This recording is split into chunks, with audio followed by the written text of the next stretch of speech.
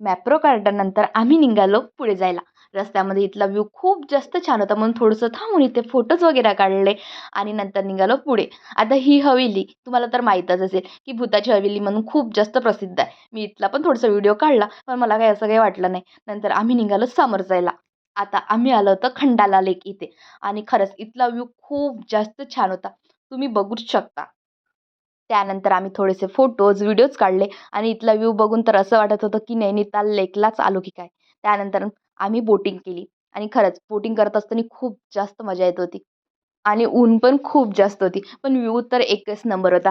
खरंच ना खूप जास्त एन्जॉय केला आणि खूप जास्त मजा आली मला तर. सगळं फिरून झाल्यानंतर आम्ही खूप जास्त थकलो होतो. त्यानंतर आम्ही घरच्या वाटेने निघालो.